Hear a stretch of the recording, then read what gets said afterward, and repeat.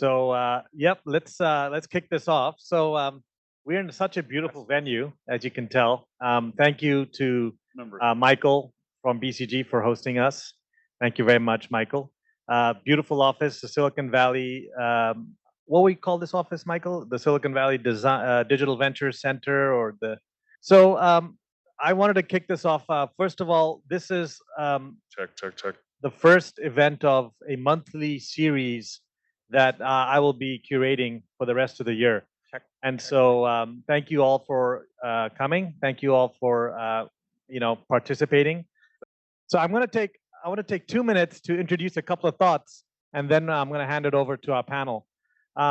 Because these are all heads of IT and CIOs, I thought I'd just show you some thoughts I have, and then we can get started. So, evolution of the CIO. In the beginning, it was about, okay, let's install some ERP, let's get our data center up and running. And then it moved on to, okay, let's get our CRM, let's get our e-commerce running, let's get our web presence going. And then it moved on to, the CIO was like, okay, now let's refactor our applications, let's migrate to the cloud, let's develop APIs, let's develop microservices. And then it moved on to, let's now look at our customers. Let's develop a customer experience. Let's get a better experience for our partners. Let's get a better experience for all the constituents in our value chain. And so now my question is, what's next? What is next? And if you were to look at it this way, one clue is there's about 30,000 plus vertical and functional applications in the world. There's about 1,200 infrastructure applications in the Cloud Native Compute Foundation. And so I just wanted to put this across, and that's super scary because in the previous era, there was 6 applications in ERP. There were 6 applications in, along that trajectory. Now it's just exploded. And so could it be that, the evolution was chief IT information officer? Then remember, everyone used to say career is over. But now, is it the chief orchestrator or the chief integration officer or something around the network of networks? Could that be the role of the CIO? And could it be that the CIO is now going to be leading the CEO?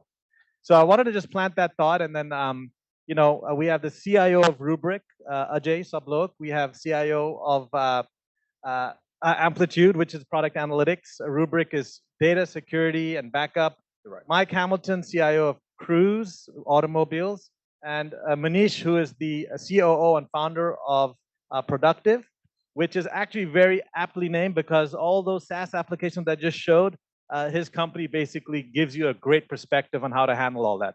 So without any further ado, thank you. Manish will be the moderator. Thanks.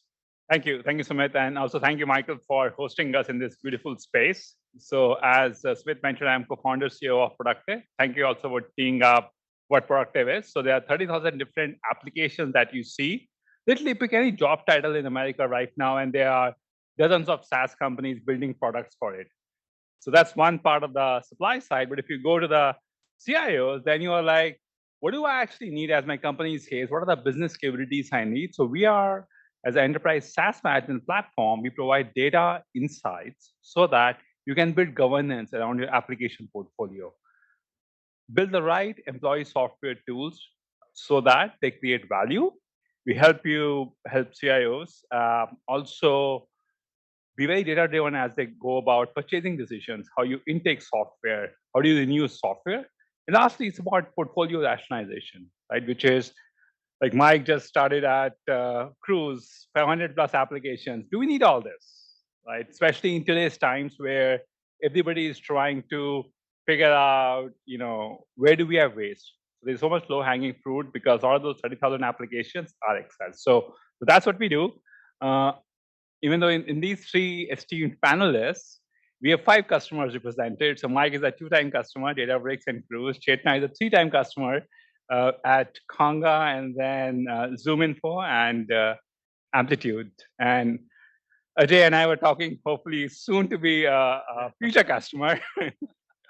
But that's a bit of introduction. So I'll be, your moderator. I'm not the CIO in this gathering, but I talk to a lot of CIOs. So that's why I'm here. But Mike, over to you. For intro, yes. So I'm Mike Hamilton. I was the first head of IT at MuleSoft back in 2014, 300-person company. I got the opportunity to take that all the way through IPO and acquisition by Salesforce. Spent a couple of years at Salesforce running business intelligence and enterprise engineering. Then took Databricks from 80 million in revenue to 800 million in revenue as their head of IT, building that up from basically scratch, even though they swore to me it wasn't really scratch. And then now VP of IT at Cruise, going from an R&D company that's got a few cars on the road to a company that will have thousands of cars on the road by the end of this year. So very excited. Chetna. I'll go next. So my name is Chetna Mahajan, and this is my second CIO gig at Amplitude. I was the first CIO at ZoomInfo and first CIO at Amplitude. A really exciting journey. I love it. ZoomInfo, when I first joined, we were about 500, 600 million ARR, and we hit over $1 billion in revenue while I was there. And now Amplitude joined Amplitude about 250 ARR and hoping to take it to the next $1 billion mark. And I'm excited. Both are post-IPO companies, so really would love to talk about that journey of going right after IPO and what it looks like. So I'm looking forward to talking to this team. Jay. Okay, and lastly, Jay Sablok. I'm the CIO of Rubrik. I've been there about 4.5 years, but we are a data security company. We are pretty effective against recovering from ransomware, which is a huge problem, and we also protect all your data, right? And it's comprehensively. So I guess from a background perspective, I was at VMware for 8.5 years, and I saw that company scale from 2.7 billion to 9 billion. So I had my fair share of challenges, and we brought a completely different perspective to Rubrik when I joined, and I've been trying to kind of manage that foundationally, right? So fortunately, it was like a blank slate when I started. So I've actually had the opportunity to influence every part of how Rubrik actually, grows and scales and all that. So we'll talk more about our journey. Awesome, thanks. And again, this is a very intimate audience, so I'll tee us up with a few opening questions and let's make it more of a discussion. Mike, I'll start with you. So, you were in early days at Databricks after spending time at MuleSoft. And I'm sure at that point, IT went through different levels of maturity. Hopefully not the part where Sumit said, you don't have a job. But how do you think about in a hyper-growth company, how does IT scale and how do you think about capabilities that you have to build over time? So I like to think of Maslow's hierarchy. Who's familiar, right? Like air, the bottom, and kind of like love at the top, right? IT has one too. There's an IT hierarchy of needs, and at the bottom you have all the things that you don't get any credit for doing right, and all the blame if you do it wrong, like Wi-Fi, internet, identity management, all the things that have to happen. And when they're not working and you come in and save the day, everybody's like, yay, awesome, we don't have problems anymore. And then time goes by and it's like, hey, the Wi-Fi was down for 3 seconds, right? And then why did that happen, right? That's at the baseline. The next level up is, how does IT drive partnership across the business and drive collaboration? What I've noticed consistently in high growth companies, hyper growth companies, when you come in, especially as the first head of IT, is that everybody's operating in a silo. All the lines of business are operating in a silo. They're able to operate with no awareness of each other at all. And to give you an example of a company I was advising recently, they said, like, why would you ever centralize applications? And I was like, well, let's take Salesforce for a second. Who runs that right now? Sales operations. Cool. So if finance has a need for Salesforce to do something, who decides that they do it? I don't know. Well, yeah, that's actually what we're for. Like, IT has to drive collaboration. We have to drive partnership in the business. It's literally our job, which you wouldn't think based on the job description. In fact, I don't think it's really in a lot of job descriptions. Like, our actual job is networking inside the business, getting the business to network with itself, getting the business to understand the rest of the business, which sounds obvious and it sounds like it should happen naturally, but drum roll, please, it really doesn't. Then at the top is the ability to influence strategy, which is the hardest thing. All right, so we have these 3 layers. The baseline needs, the stuff that you have to do that you don't get credit for that costs money and everybody's wondering, why are we spending on this? The next layer of building the network across the business. How do we get the business to talk to itself, not just as systems, but humans? And how do we drive strategy? So you might ask yourself, well, Mike, then when you're coming into a hypergrowth company, how do you build that? And the answer is you don't start with one layer and build that first, and then build the next layer on top of that. For the same reason, you don't take a skyscraper and build the first floor, and then have everybody move in, and then build the whole second floor and have everybody move in, because it doesn't make sense. We have to slice each layer of the hierarchy all at the same time. We have to be working on building the foundational capabilities while driving partnerships and collaboration across the business, while driving strategy and trying to get involved. And so many times, we were just talking about this over there earlier, it's hard to convince the business that you can be strategic. Even if they tell you in the interview process, that's why they're hiring you. And you come in the door and it's like, I'm going to convince you that we have strategic value. It's actually your job to educate the business on there are ways IT can be strategic, and this is how we can do this. And it's in the context of the business. Nobody cares what you did at the last company. Well, I did this for MuleSoft. Yeah, we're not MuleSoft. Why do I care? That's fair. And I really like the analogy, Yeah. Mike, about the Maslow's need hierarchy. So start with Wi-Fi. Yeah. And but really business partnership is where you mature the function. So, Good thing they're not coming to us and the plumbing is down or the toilets are not working. It happened once for me, actually. Yeah. They were like, there was no facilities leader in one of our remote offices, and facilities was like, can your guy take the tickets for, and I was like, no. Like, I have to draw the line somewhere. Like, who wants that job? That is funny. I actually wanted to give some examples Sure. of being strategic, because that's very important when we think about it. At ZoomInfo, it's a very sales heavy, it's a sales led growth, it's a very sales heavy company.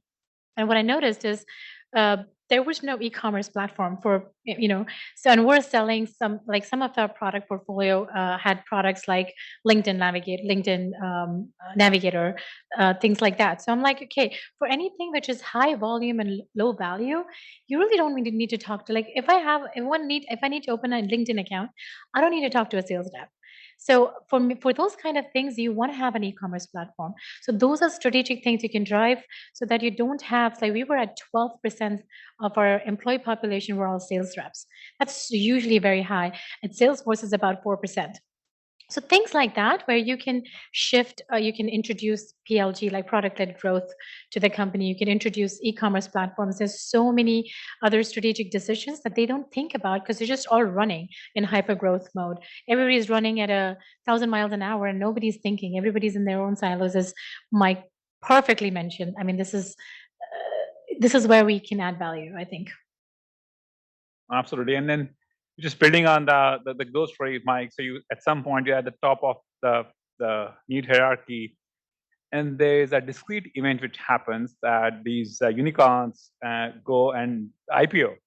So Ajay, I'm not going to ask you when Rubrik is going to IPO, but there are a lot of rumors floating around. Like, what does that IPO readiness stage look like? I guess you're right. I mean, Mike explained just the initial stages of growth really well, right? It starts with chaos. So that's sort of what I walked into. It was like very chaotic at Rubrik. And it's like, high growth companies are even more chaotic because everybody thinks they can do whatever they want, and there's revenue coming in. So they're like, yeah, whatever. I just sign. There were a lot of software purchases that were shelved. So yeah, I mean, you kind of start out with a swamp.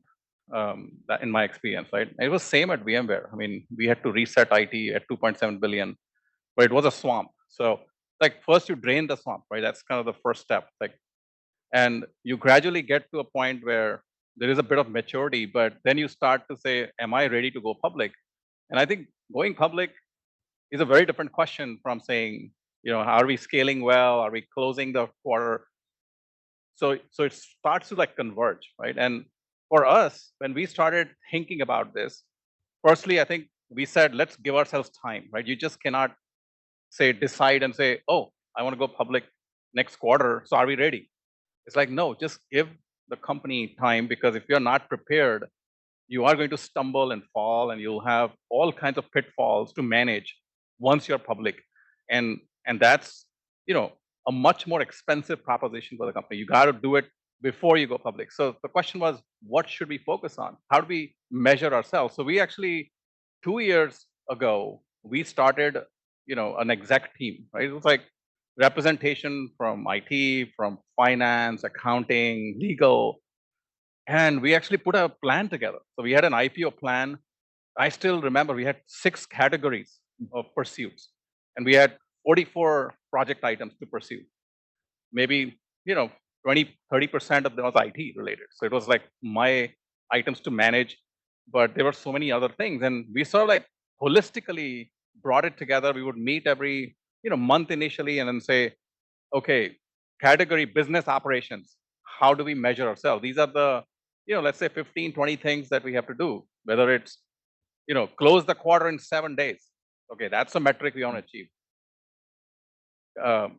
Cash reconciliation, right? We want to achieve that goal. SOX control, right? So there's different categories that we defined, whether it was external audit, internal audit, whether it was information security and corporate policies. We even went down to saying we've got to have strong corporate policies. And as we sort of created that roadmap for ourselves, we realized we were like way behind. Then there was product strategy as well, saying, are we good with product strategy? And I don't know if some of you might have heard, we actually pivoted. We were an appliance-based company. Now we are a completely SaaS company, right? This is what we sell. We sell software as a service because Rubrik advises customers to just buy appliance storage from any vendor, right? But that was a huge business pivot for us. And if we didn't have that runaway, we would have basically, gone public and then realized that we could not explain the full value of Rubrik to our investors. So I think it was a very organized process, fortunately. And I highly advise people to come together as a team, as an exec team, have representation from everyone, build your plan, own it. I mean, I was accountable for the plans and I had my updates ready to go, right? Whether it was ERP or SOX controls, because I had to talk about how are we going to manage every single control. In fact, we reached a point where we said we need an internal audit on where we are. I feel I've done a lot, but I don't know where I stand in terms of measuring myself. So we actually conducted, we got some auditors, they did a whole SOX. They came and said, IT looks great. No material weaknesses. I was like, awesome. No P0s. I was like, great. They're like, you can go public from an IT perspective. But they called out a lot of different things from the business perspective, saying huge violations in segregation of duty. So they kind of red flagged the entire business processes, and we realized, great, that's what we will start focus on. So I think it's a, I think it's a unified effort. You have to have people come together, build your plans, know that there'll be overlaps, and then don't just say that that is other guy's problem. I consider the entire plan to be my problem. And, we have been just keeping in touch. And then I think we feel great about it, right? Today, when we look at the plan, there's still a lot of yellows. There's a few reds, lots of greens. We are like, I think we're confident that we could go public. That's awesome. We know where to invest now. Any big surprises? Like, so you said that there were some red flags, some oranges, but like, what is the biggest surprise? Yeah, see, there are surprises, every inch of the way, right? So we had a lot of product surprises. Like I said, we pivoted on it was such a big strategy change going SaaS. We said we want to do it before we go public, and that was good. But then we wanted to give ourselves ample time. There were a lot of hurdles that we had to cross, right? Because now engineering signed up for one set of commitments. They had to readjust their timelines. The tool problem. So we had invested in a RevRec tool. And unfortunately, so I'm not going to name names, but that vendor, got acquired by another big vendor. And that the big vendor committed to me, right? They're like, stay with us. You're in good shape. This is our flagship product for RevRec. 1 year later, they completely, did a volte face. And they said, we're retiring this product. Unfortunately, your only path is either move over to the big company's product. And yes, there is no upgrade path. Sorry, you have to re-implement the whole thing. And so I chucked them out, right? I chucked all of them out. I went back to my ERP vendor and I said, I think I want to do RevRec. You guys, we did a POC, it was great. But it actually delayed us by 6 to 8 months. I mean, it was completely uncalled for. I mean, if people had asked me, are you ready to IPO? I was like, so sorry, I just had to pull back. I mean, So those surprises are not in my control, right? Unfortunately, I think we realize that there are certain things that these SaaS vendors are going to cause to us, right? How do I control them? So I think you have to really, take that into account, right? These are your tier one tools. The tier one tools have to stay aligned, right? If there's any changes in that, I think it can disrupt your IPO readiness. So anyway, that was like one lesson learned. So now we really talk to the vendors proactively, right? About Get ahead of it. That's awesome. And thanks for sharing that, Mike. No, and I think IPO is a great exercise for a company because it's like playing at the professional level. yeah, And you have this notion as a public company of like, how sure are you that you know how the sausage gets made inside your business? And then as you're digging and prying, you find out like, that process actually still plays. It's still in spreadsheets actually. So you have some processes that are like unicorns. This is baked. We're really sure it works this way. And then you find out like, actually, this one's not. And so it's great, but it's a team sport. IPO is a team sport. It takes everybody. Yeah. It's finance led, but IT has a big role in it. it is. Yeah, I mean, I think there's no quarterback as such. I think we were thinking that maybe somebody's quarterbacking it, but I think no, I think we all are accounted. So I think the accountability is the key word for me, right? Because every one of us as leaders had to be accountable for our part of the equation, and we had to kind of reach out to others across the aisles, make sure that we were communicating openly, clearly about where I was not clear, where I was confused. In fact, I so we consider ourselves to be a very business focused IT, right? So we worry about business processes.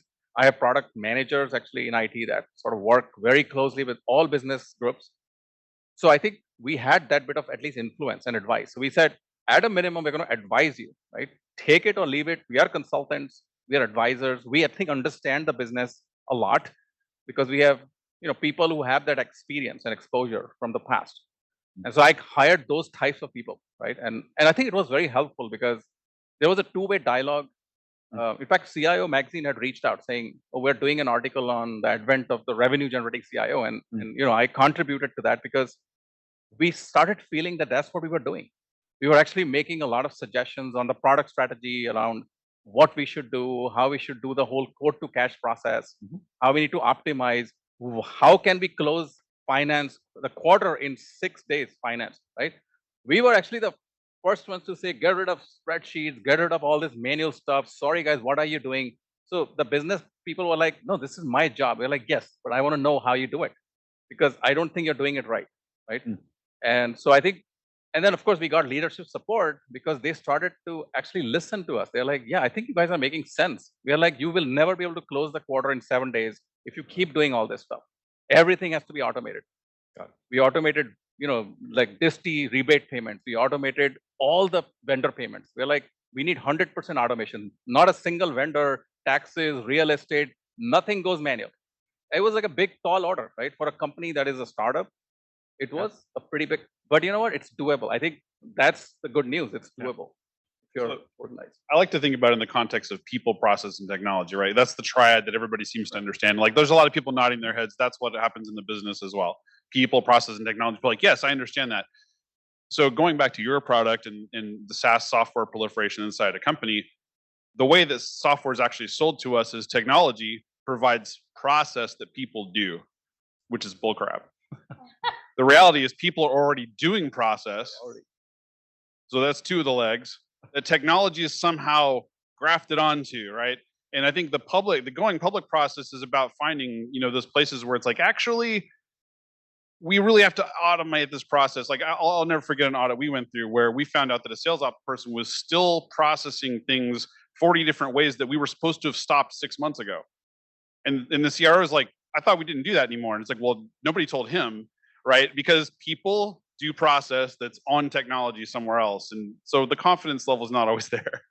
Absolutely. I think I would say that technology is never a technical problem. It's always a human behavior change problem because when people buy a lot of tools with a lot of promise of change, but most of the implementations, in my observation, fail because you're not able to achieve that behavior change. Like there's so much pride in ownership. Yeah. I build a whole process on spreadsheets. 17 people look at it every week. That's how we close books. You know how difficult that is to get somebody up. No, actually, you cannot do this as a public company these are the because problems. things will fall apart. Yeah. Well, and 20 years ago, if you wanted to buy something new, so everybody sold to IT 20 years ago Yeah. because you had to, because there was a server running somewhere that the IT department had to buy. So you weren't going to get the product in the door unless you had IT's buy-in because the server had to run by IT. But it also limited the number of things IT could run. So if you were to go back in time and find me 20 years and go, hey, Mike, you're going to work in a company that's going to support 400 applications, I would have been like, what? Like, no way. Like, I'm barely supporting 5 right now, like, because I have to run all of them. The sales motion changed with SaaS. Yeah. People stopped going to IT. They started going directly to the line of business, which is why they're able to sell that technology provides process that people use when that's not really true. I had a discussion with somebody recently where they were like, Mike, CDP is going to make CRM obsolete. I'm like, that's exactly what the CDP people want you to think. That is But so there, true. yeah, there are pieces of the business that will never stop using CRM. I agree with you that CDP is important. It will not replace CRM. Yeah, Agreed. totally fair. I like to add one more leg to their people process technology, and I've been using it consistently with the last 2 companies. It's the data part. Nice. So people process technology and data are so critical in thinking. And I know you, Manish, you're going to ask me about the post IPO. Yes. What happens like after my you God. come out of Oh my God, there's so Post- many emotions and so much chaos. I know you would think that everything is in place before you go IPO. And I've usually joined a year after a company has gone IPO. And I swear to God, the maturity curve from, I say, okay, no, this is chaos. So, we're still, I think when we're in a startup mode, I agree, we get by with documentation and lots of findings that we promised we're going to close by the year after IPO. And then I'm stuck with all those findings that we have to close and automate SOX in Salesforce and in NetSuite and all those tech stack. I think there are 5 things to think about once we're post IPO. One is we have to up-level the team. It starts with the people. It's extremely important that mindset of every generalist has to shift into being very specific. So that's where then I start organizing the teams into business specific functions, because up until now, just get in there and make things happen because we're going public, right? We have to solve it. Everybody has to do everything. But then they lose the focus on the business acumen, starting from the developers to the BAs to QAs and all of that. So that's one thing, organizing teams by business units, a line of business, and then making sure they're all up leveled. Because a lot of times I've seen people get promoted like 5 levels up just because they took the company public and they've really been with the company for years. And then you're like, says who? So I'm like, I have directors and VPs and at different levels, but then that's something you have to deal with. Yes, they're loyal, they're genuine people, they're working. So you really need to figure out a strategy how to up level different people, and you have to be strong. In some cases, it means exit. In some cases, it means development programs. And in some cases, you have to bring in fresh blood. So having that strategy around people and building a world-class team, shifting them from being order takers to being consultants, as you mentioned, because a lot of times we become order takers. The second thing is shifting from being a data led from data aware to data driven organization, because we're aware of these siloed data things, but we need to bring it together to create insights which are actionable. So really being the true data driven organization, because we can all be data aware because we have to build reports, we have to do that, but how do you become data driven? How do you take action on trends and things like that? What does product led growth mean? How do you shift from sales led to product led and things like that? Then the other thing is operational excellence. I already talked, we have to have the framework, agile, waterfall, whatever works depending on the culture, but the structure has to be there. It's not just about technology rationalization, technology optimization. I remember we were paying 2.5 million to Snowflake, and we had to optimize, and we eventually, by the end of a year and a half, we were able to bring it down to 1.2, because as you said, everybody had money. There was 100% growth year over year. Nobody cared. So now it's not just rationalization, but also optimization. And optimization, not just in technology and architecture, but also business processes. Lots of areas to think about. And oh my God. And you can't, when you're thinking of automation, it's really hard to automate a bad process. It's important to optimize the process before you think about automating those, right? So I think that's critical. And then experiences. So we talked about team, like people. We talked about operational excellence. We talked about data driven. The fourth leg is experiences. So driving experiences for employees, driving. So we need to start thinking experiences now. So driving experiences for customers. For the longest time, UI UX was not even like just get the quote. So for the longest time, the salespeople were getting all the work done before they would actually enter the quote in the system. So it was hardly being used, and we were paying millions of dollars for that. So those are, I think, extremely critical areas to think of as we progress. And the fifth leg, which is the most important thing, is operations, as Mike says, table stakes for us. Figuring out how to get to the next level where we are truly a revenue growth. IT is really driving revenue. So some of the examples that we do at Amplitude, we're implementing customer in 360. So implementing Gainsight, making sure that we can really understand the churn, the early signals, and how we can drive retention and understanding product adoption and getting those in. Similarly, pricing and packaging with rethinking the way we design products and rethinking how all our master data management, things like that, so we can take the company to the next level. And the third one is the whole damn lead routing. Oh my God, I kid you not. If somebody asked me a question, is your lead routing healthy? Oh my God, I said, I don't know. I was so embarrassed to say I don't know. And I really don't know. So then we need to figure this out, and that's because we were order takers. We were never consultants. So we have to look into every single stages of lead. We need to learn the business process as a team, and we need to figure out where things are moving, and are we generating the right pipeline? Are we not sending the right leads? Are the SDRs productive enough to be able to do the conversions for us? So those are the 5 legs, I think, post IPO that we as CIOs need to start thinking of. And it's really changing too, because out of the 30,000 applications they had up there, 8,000 of them are in marketing. Like, and that's legitimately Oh true. my 8,000 God. Yeah. 8,000 more in security. But before privacy laws, nobody cared that was an issue. Now, when you have to list them as sub-processors, it's like it's a different deal. So I think marketing is about to face a lot more pressure in terms of like, where did we get the lead? How do we know where we got the lead? Yeah. What have we done with the lead since? And what's the quality of it? We have, I kid you not, a dozen lead quality, like data quality, data enrichment. We still have quality issues with lead. So, and to add to that, people, process, technology, and data, I'm adding a fourth leg to the stool from my own vernacular now, but bad data comes from process. And I can't tell you how many times I've been told, Mike, go fix this data issue. Which is like, with what?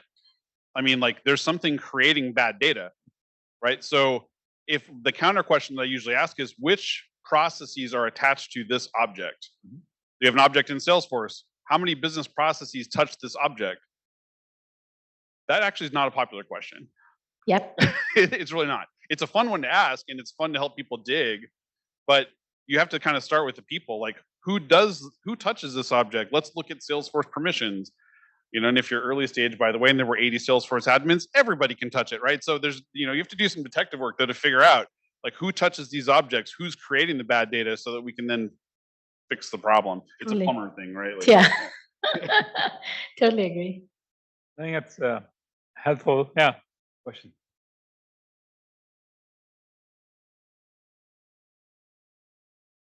We can hear you. Yeah, we can. I think we're recording it. That's why. So you spoke about sales and about how you're maturing organizations post IPO, pre IPO, and so on. We talked about finance. The one question I have, and this example is coming from your example where you reduce Snowflake expenses from 2.5 to 1.5. Snowflake just lost $1.25 million from their revenue line. So I'm wondering who on the Snowflake side would be talking to the product manager, and how do you scale up when you want to change the product itself? And examples for that is you always start off with a 1-product company or 2-product company, and then you go into multi-product company. Mm-hmm. I think Amplitude is going through that. Yep. So all the companies. How do you interact with the product? You're thinking like 3-4 years down the line, or even more. Then you even don't know where the product is actually going, where the strategy is going, right? And how are you making your platform nimble enough to adapt to that? I'm part of a startup, so we are working on making sure that our product enhancement keeps on happening. But that's one of the questions that comes up. And usually the person who's managing that comes to me and says, I want this expense, and I'm a finance guy. I'm like, no, the answer always starts with no. And then they explain that process. So my question is, how is that interaction with product going? How do you Or actually engineering. manage that, engineering Yeah. or product Yeah. going? And where is that point when you say, okay, we are not nimble enough for the next stage? And Rubrik actually is a very good place also when we've gone through that experience, I think. Yeah. I think, my thought process around this typically is that, sorry, I lost my chain of thought. So what was your exact can- question? yeah.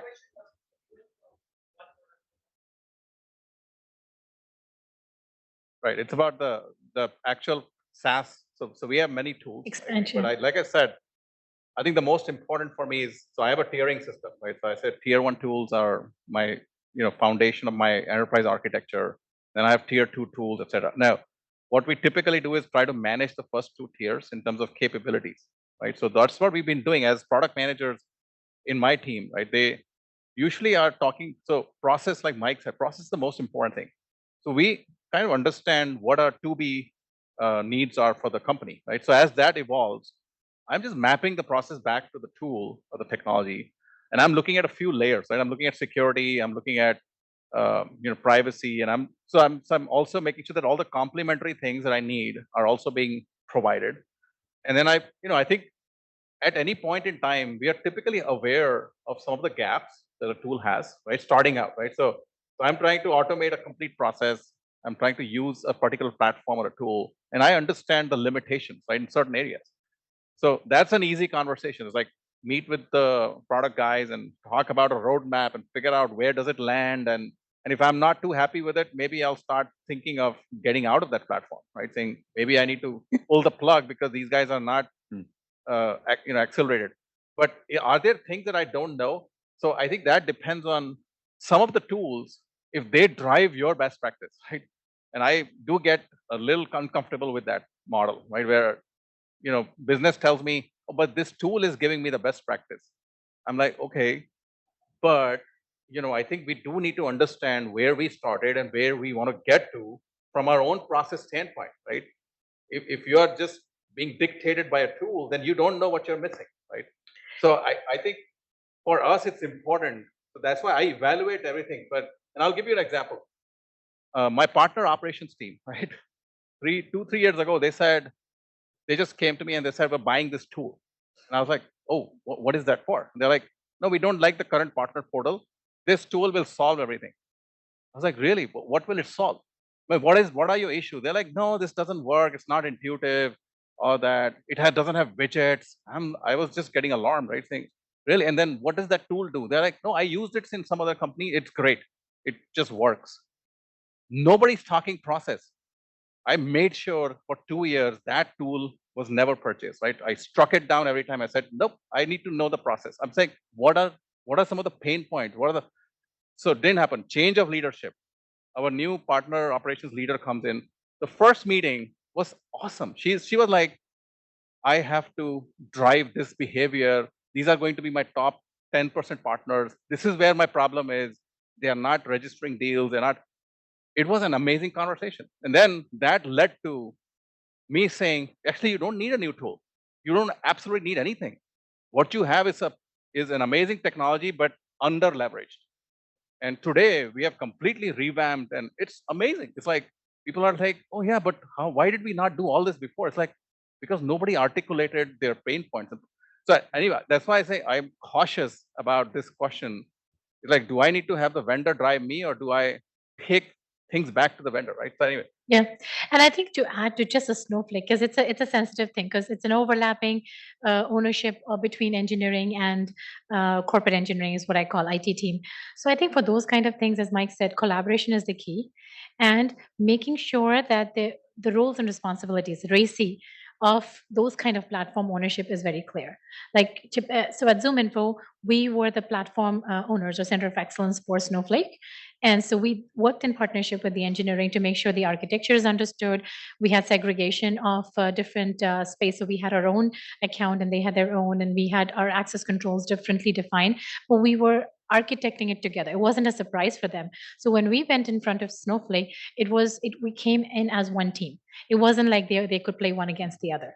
So I think that is very critical for joint ownership, to understand the RACI, to understand the architecture, and also absolutely we have to know the roadmap. So we want to make sure that we are progressing to it, and we have accounted for that in the architecture. Also, going back to the Maslow's or Mike's hierarchies of IT needs, if you want to call it that, it's fine. If you go to if the tip of the pyramid is strategy, the strategy starts with lead to cash value stream. There's lanes in there. And if you break it down into lanes and you assign ownership to the lanes and you understand who does the processes, which systems are used in this. First of all, if you ask the business to present this, they won't have it. In fact, you could go post IPO and still not have it. You could be a $30 billion company and still not have it. Like, but the basics are like, what do we know about how we operate? And then when you're talking about IPO and post IPO, what you know about what you operate is how you demonstrate maturity and how you demonstrate shareholder confidence in your company. So it starts with the basics all the way back to my pyramid, and then it goes all the way through these guys. Yeah, I think this tool ownership is an important point, because I've seen different companies do it different way, right? When people say who owns the tool, and in Rubrik, there's only one answer, right? I own it. That's it, guys. Any data subscription, I own it. Any tool, I own it. Now, process, the business owns the process, right? So global process owners, business, absolutely. I say I look up to you as being the global process owners, but please don't tell me that you own a tool, right? You don't. That I'll figure out the tool that we need to solve our issues, right? So I think that streamlines things a bit for us, because we're always joined at the hip, right? They're like, so what they would do typically, they always try to circumvent ID. I mean, it's a common knowledge, right? Business is like, oh, this is a great tool. I need to buy this tool. They try, but at Rubrik we have blocked it all the way, because I have a e-staff based project review board. We just blocked it, right? Saying unless I pitch to the board, they don't approve any tool. So it's great because these are all their bosses, right? It's like the CRO is there, our CFO is there. It's like every business leader is in that group, and they understand the value that we bring to the table. So I think that's why it's important to streamline the ownership. I think the RACI model is great, and I see that some companies have this split ownership, and I really wonder, right? Now, with security tools, I do have split ownership because our CISO is a separate org. And I told them, for security tools, you guys are the owners, and I am actually the advisor, right? So I'll review things that you guys are trying to procure, but I'm not going to stand in your way, right? That's your tool, and I'll help you implement it because it's your ownership. Then there was a third category that emerged from Rubrik, which was engineering, actually. So engineering said there are certain DevOps tools, etc., that we don't want IT to be weighing in on. And I looked at it and I was like, I think I agree. There are some tools that are exclusively used within engineering. You guys will own it. You guys will manage it. Honestly, I don't have to get involved and interfere because I'll slow you down. And they said, yeah, and plus you don't have the knowledge for maintaining it too, right? I need more resources. So I think that's the arrangement that we came up with. I think it's working out, right? I'm saying it's not the best way, but you have to find a model to organize yourself, right? Because otherwise it becomes chaotic. And there's a way to sort of have engineering improve their cogs by slipping ownership of tools over to IT. It's like, oh, you should pay for this because then it doesn't count towards cogs anymore. Yeah. Yeah. Product came over to me. I'm like, yeah, of course. Yeah, exactly. I think before I was a chief technology therapist, which is really how I refer to myself these days. There was a point in my career when I taught Microsoft Office classes way a long time ago. And the big deal back in the 90s with Microsoft Office was people don't even use all the features in Microsoft Office. And having taught the classes, that's true. People were using less than 5% of the features of any of the Office suite. But I think the next, like right now, what we have is this sprawl of applications. Applications are everywhere. There's 30,000 of them, and we apparently need all of them. And actually, I wasn't sure if that was a map of all the applications or somebody's like self-promoting slide saying these are all our top logo customers, right? Because that's the other thing you see a lot in our role is like, look at all the people that already buy us, you know? But I think the next generation of app rationalization and like whether or not something fits into our catalog is going to be about measuring and analyzing the effective use of technology. We have these applications. Are we using them effectively? Because I would wager that we're not. And I'm not going to lose that bet. So put whatever you want on the table. But that's the next phase, because with the macroeconomic conditions, that's going to be the harder question to answer now. Why do we have this tool? I think also just to build on that, what happened with SaaS is that the buying motion changed. So back to what Mike was saying, that more than half the tools in companies, this Gartner research, are purchased outside IT. So there are so many first-time buyers of technology. They don't know how to buy technology. They've never bought technology in the past. But because SaaS companies find a way, quote unquote, PLG motion, so they sell to them. So that's the Snowflake example. Like nobody wants to waste $1.2 million, but people who are buying Snowflake, they don't know really how to buy a tool. How do you optimize what you're spending? How do you get value from the tools, right? So we fundamentally believe that SaaS is a great delivery motion for software. It's all cloud-based. It's purchased by the actual business owners. But our businesses' aspirations on technology have not changed. What do you want from technology? It helps your employees be more effective and productive in their job. It has to be compliant. Like whatever your compliance posture is, like don't put data which should not put in a public cloud. And lastly, it helps you connect the dots across the business. So we talked about lead routing. Who wants lead routing? Don't buy islands of technology. They actually cause more chaos. Like why do we have 5 different project management tools? Think about yourself. If I have to talk to finance, I have to use Smartsheet. If I have to talk to marketing, I have to actually go to Asana. So it's so chaotic with all these tools. So I think, Ajay, what you are talking about at Rubrik, kudos. You are like the 1%er. Yeah, I that's why I said we got lucky, right? Because we actually started ground up, and some of us had that chaotic experience. I mean, Yeah, VMware was companies. a bit chaotic, right? It was because it was very fragmented, and we had all these kinds of issues, political issues, right? We're fighting Of course. ownership battles, saying who owns it, and then people are still circumventing and buying. I think because I think ultimately it's like how much is the company investing, right? And my CEO asked me that question, like how much are we investing and why, right? Can you rationalize? And I said, it's not a very defined answer to that, but what we can do is make sure that we understand all our tools, we understand how each one fits into our enterprise architecture, we understand the set of productivity tools, we know that there is no overlap, or we have minimized it, and if there is an overlap, we are able to explain it, right? So that's the nirvana stage to achieve, right, for any CIO. And I think everybody is in different stages of maturity. I just feel that we were lucky enough to start at the foundational level, so we've achieved some of those things, but not everything, right? We still have like fights about the data quality, right? So data quality is an issue across, etc. How do you manage something like that? More tools, more governance, what do you need, right? So we started a data council. We said, okay, let's start bringing, because I mean, people say, as IT, I'll say, oh, I'm not fixing the data issue because the process is wrong. But I said, you know what? I am the front end. I'm the custodian. You know what? I'm going to actually become the moderator here. So I'm going to basically bring all your data stewards from different business groups. I said, put it on my radar. You have a data problem, find it. I'll find the lineage. I'll actually help you guys. I'll go all the way back to the source. But when I find the source, we're going to fix the process, right? So I just set that expectation up front. I said, your process is causing it, but I'll find the process. Because of course they can't find the process. They're like, I don't know. It manifests itself through your system. I'm like, absolutely.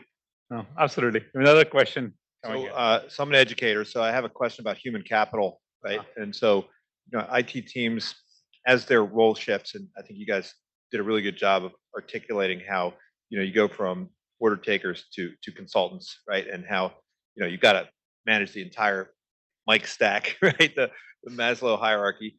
But as this changes, it changes the kind of skill set you're looking for, right, within your team. And, the way I think about a typical implementation is, you've got to have very first step, figure out like what is the process, what are people doing, what are they trying to achieve, and what tools are they currently using. Oftentimes they're tools that they chose, and you find out later that they're doing it a particular way, right? Different parts of the organization are doing it different ways, using different tools. So that's the first part. Second part is, then you have to survey the landscape, figure out what the solutions are. You need to figure out whether you're going to make or buy, you're going to do it internally or externally.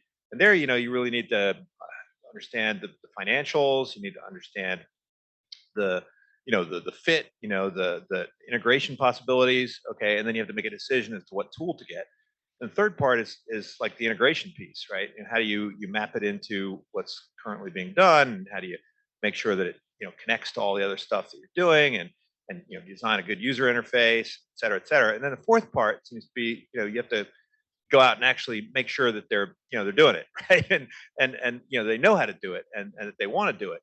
And so it seems like the first role is, it's like you need anthropology skills, right? And then in the second role, you need to have kind of financial skills, right? And organizational architecture skills. And then the third part, maybe there's more of a technical element there, right? But it's you need to understand the workings of the organization. And then the fourth part, it's like an educator role, right?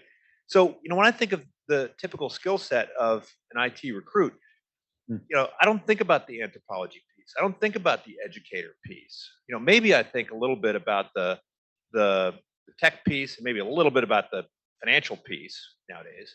But when I'm teaching engineers and I'm teaching MBAs, right? It's usually like, okay, you got to know the tech. Maybe you need to know a little bit about the finances. But do you think that most organizational IT groups are underweighted in those more, I guess we call them humane attributes? And if so, do you need to match? Do you need to like hire people who kind of do that piece, or is it about kind of looking for more well-rounded individuals? And is it possible for somebody to, one person to have all those different attributes? So maybe let me paraphrase the question a little bit. So I think what I heard was, keep me honest, is that in some ways there are a lot of things that you need at different stages of IT. But really, what are the core competencies that you are evaluating, that you are looking for, and maybe what's a must-have, and what do people grow into over time? So I'll go back to a mentor of mine. He said, Mike, I rate people on 3 metrics: qualifications, motivations, and interpersonal skills. He said, qualifications I can fix. If you don't know how to do something and you're a smart person, you have high capability, I can send you to training, you can fix that. Motivation, though, if I have to call you in the morning and motivate you to get out of bed, I don't have time for that. And then interpersonal skills, there's no training that's like, don't be a jerk. So I always try to start with like, are they good around people? Do they have those soft skills, and are they cognitively smart? Because when you're dealing with engineering teams, you want your IT staff to be competent. Like if the engineering team respects your IT staff, you've gone a long way. But at the same time, you have entirely non-technical people, and I've noticed that the old saying of if you're a hammer, everything looks like a nail, right? So let's just take finance as an example. Everything's an Excel solvable problem. Who's seen that, by the way? Everybody raise your hand now. You'll solve every problem in Excel because it's the tool you use. So now imagine that you don't know how to solve a problem beyond the scale of Excel. IT has to be approachable. The trust has to be there, because you have to say, I don't know how to solve this anymore. And one of the tactics I used in a past life, in fact, at MuleSoft, is I encouraged my team. I said, like, go to every happy hour you can find. And it sounds like I'm encouraging them to get drunk, but really that wasn't the motivation. The actual motivation was, people, when they're drinking, will tell you their actual problems, not the ones they think you can fix. And so we uncovered a lot of problems inside the business by getting to like what really hurts, not what hurts that you think I can fix, right? And so that's really what we have to do, is uncover these things where it's like there's ways to scale the organization that we have to uncover and dig for. So we actually add archaeologists possibly, or anthropologists, to this as well. We've got to dig down, find these issues, and then help them solve them. That is so true. I mean, how many times I can tell by the way of how many people in Zoom will have their video off. You can tell there are more IT people than more business people, because the business teams will always have their videos on, and my team will always have their off. So that's kind of goes to saying that's like, we need to shift that mindset. To be able to get to the happy hour, to be able to talk to, relate and connect with the business folks is very critical. And I think that is one skills. Setting that expectation is key. When I first came in, I'm having my all hands, and I swear to God, 80% had their video off. Hmm. I felt like I'm looking at everybody's names and not their faces. So I think that is a mind shift that really needs to go with it. I mean, you want to be able to go to happy hours, and I agree with you. That's where I have found the most times the real gaps, the real issues, and that where we can truly help, and they don't know we can help. So. Yeah, I think, I mean, those are some great points, but so what I always look for is there are different levels of resources in IT. I think when we talk about, looking for, a well-rounded person, I think the expectation from the more senior folks in IT, right? And I think it's on all the areas, whether I talk about infrastructure, tech ops, or IT, I basically said communication is the key, right, to resolving everything, because you have to understand what the other party is suffering from, and you have to be able to articulate what we're trying to do about it, right? And it has to be a two-way street. So the bottom line is communication. And I think if you don't have those skills at the more senior leadership levels, then things start to fall apart, right? And I've absolutely noticed that happening. If I want to be a business catalyst, if I want to be a revenue generating CIO, I need those skills, but not all of them, right? I have a lot of developers. I have locations that are offshore, that are near shore, all that. Great. You don't expect every one of them to be up to par, but there is that layer in IT, which is very much business focused. They actually shift left. They actually put on the business hat. They put on different hats. They actually are budget managers. They put on the project management hat. They actually shift left under the business process. They even come up with ideas for the business to consider, saying, what if you change your process to do this? Don't forget about the tool. I'm actually talking to you about, or even product strategy. So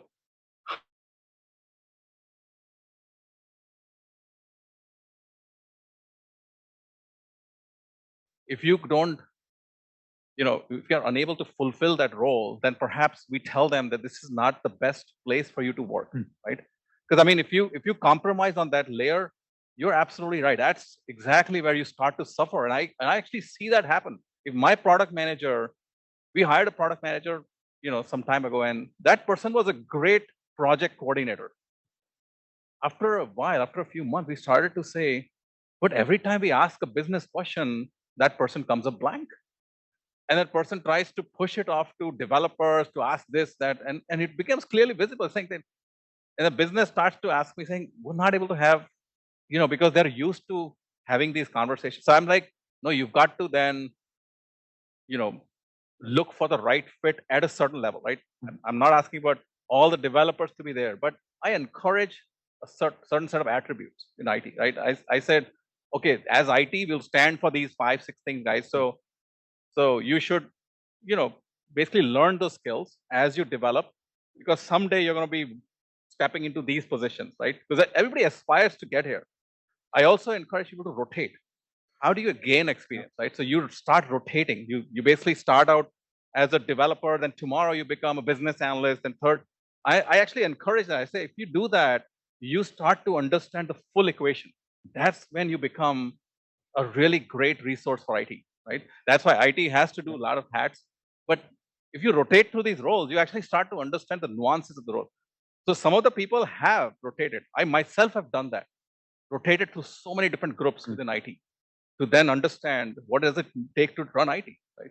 Each line of business has a domain vocabulary, right? It's literally a language problem at its core. One of the best business analysts I ever had a degree in finance, but didn't like doing finance. And so she got into technology because she liked it, but her vocabulary that bridged the gap between finance and technology was invaluable to me because she's a domain expert in that. And so a lot of it is helping resolve this terminology that we all sort of live in.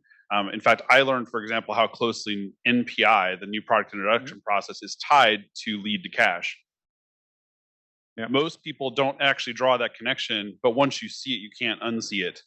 Where it's like, oh, actually, when we release a new SKU, it needs to be mapped to a revenue recognition model, because when we go public, we have to be able to recognize revenue correctly for the SKU. So NPI is directly connected to this, even though the business will treat them like they're separate. Anyway, that's the puzzle for the week. Yeah, I think it's really fascinating to hear all the examples. What I heard was that functional competency is something you hire for, like whether you're a developer, whether you're a program manager, a product manager, you have to have that. Very That's the good. job. But the way people progress and grow is by really having that growth mindset, being willing to rotate into different functions of IT. And the way you really get to leadership is by being more intentional about partnering with the business. Like reach out, meet your audience, maybe happy hours, or maybe go for a hike. Don't encourage drinking. So, but like meet your audience where they are, where they will actually share with you what the problems they have, not what you can solve them. I think that was very, very well said. Okay, Vish.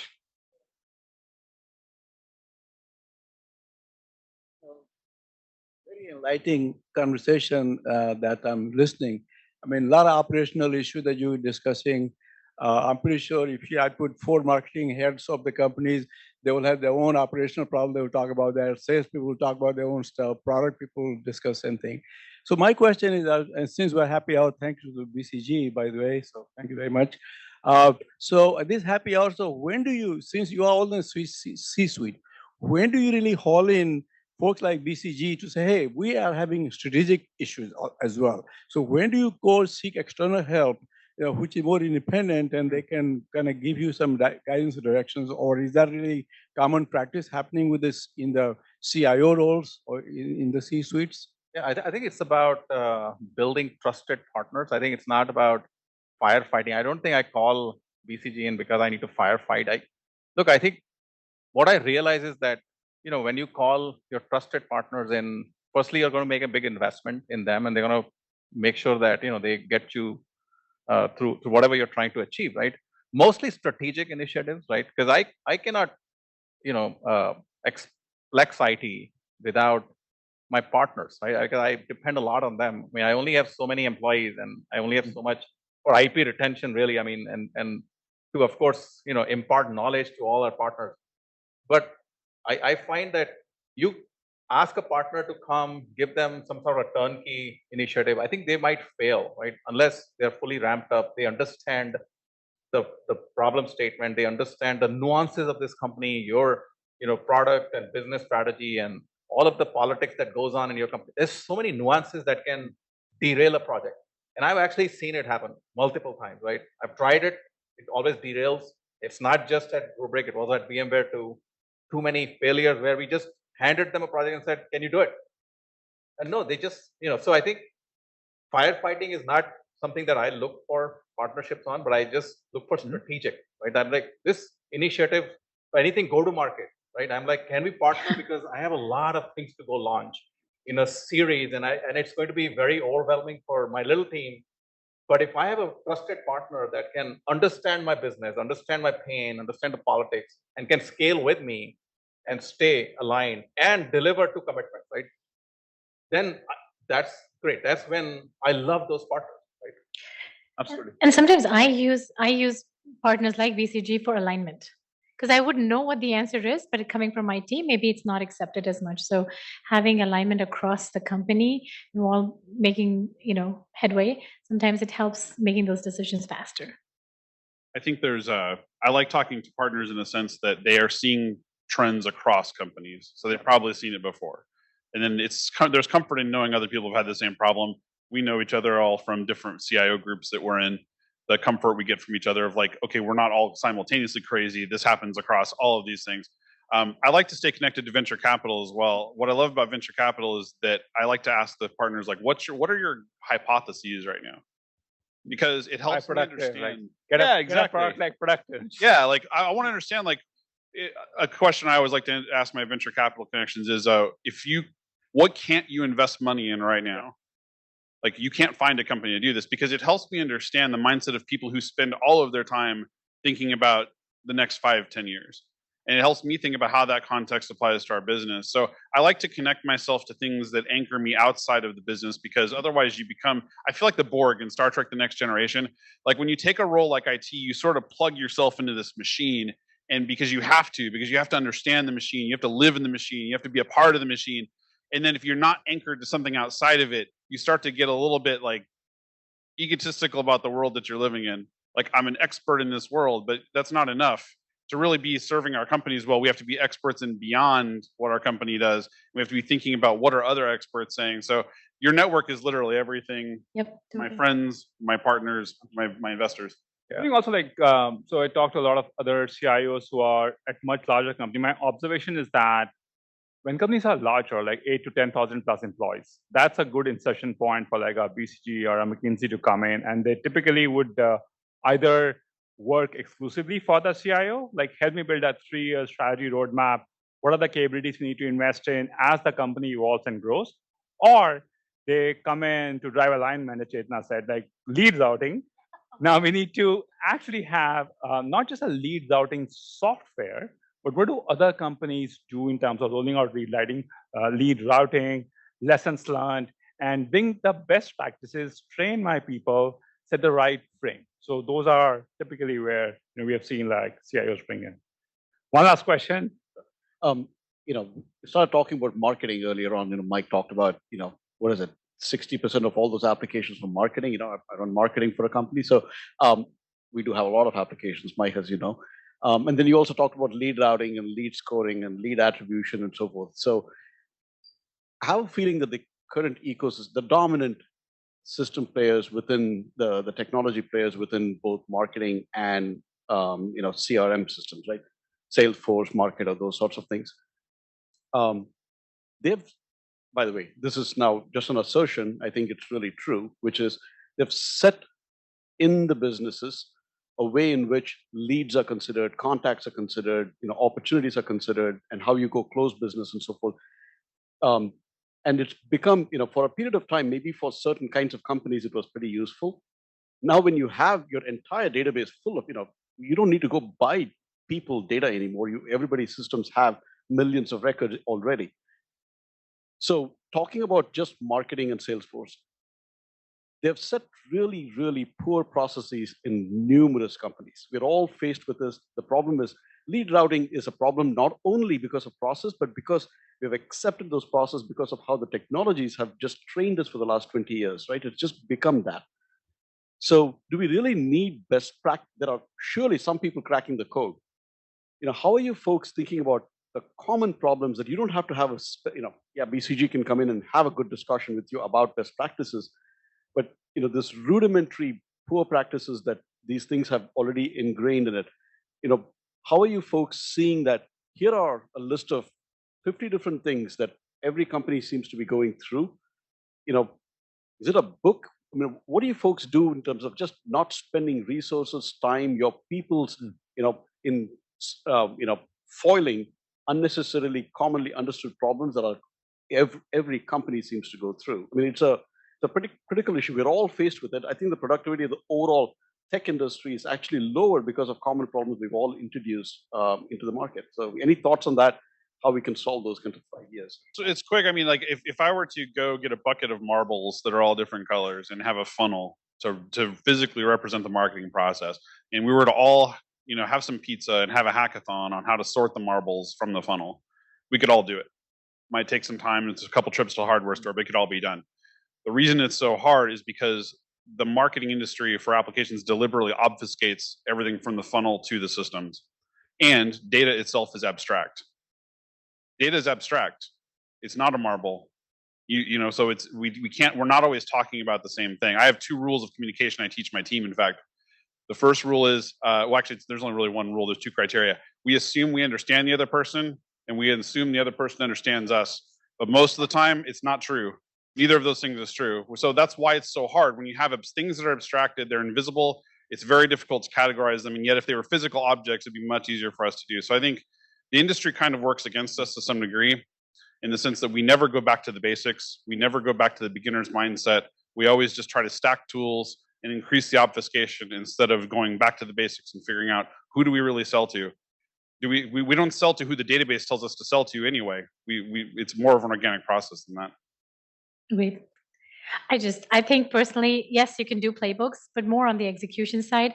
For things, for business process, there is no one rule fits all. There is no such thing. So we have to get back to the basics and also get back to the business that the company is in. So I think that's what complicates it. I agree. One last question, 30 seconds or less. 5 years from now, what is the biggest change in the role of a CIO? I really think that application effectiveness is the next phase. I really think that we're going to start looking at dollars, and here's why around this. The biggest reason why is that the flaw I see in the way of businesses are approaching application rationalization today is they're doing it from a financial lens. So they're saying we can save $30,000 if we rip this out, but I guarantee you, anytime you're trying to change the behavior of human beings, there's a cost associated with it. It's called change management, and the cost of ripping an application out may be exceeded by the change management cost of ripping it out. So it's not as simple as just going through your app catalog and going, this sucks, rip it out. Sometimes you get lucky, but I bet you can find an advocate for every application that you have. And if you add up the change management cost, it's not going to be there. So I think the next thing is going to be better governance around what comes in the door and better evaluation of whether or not we're using it. I think Chief Innovation Officer. I like that too. That is us. Love it. Yeah, no, I think the business acumen, right, and that's steadily increasing. I think CIOs and IT can be most effective when they start pivoting over to helping the business grow, because a lot of these issues we talked about, sort of are like a subset of that, right? So I firmly believe the IT, for example, when Mike said, we don't get enough respect for all the services, I think we have to pivot over to the other side to where people are like, there's high credibility, and then people actually truly partner with IT. That doesn't happen. So I think it's a forced function today. I hope that 5 years from now, it becomes natural that this is the most strategic thing for a company to enable, and that it comes top down because people realize the importance of that. Awesome. Thank you. Sumit, back over to you. Yeah. So thank you all for taking time out of your super busy schedules. I have one quick rapid fire question. You've asked a 5-year question. I want to know in 2023, what's your top agenda item?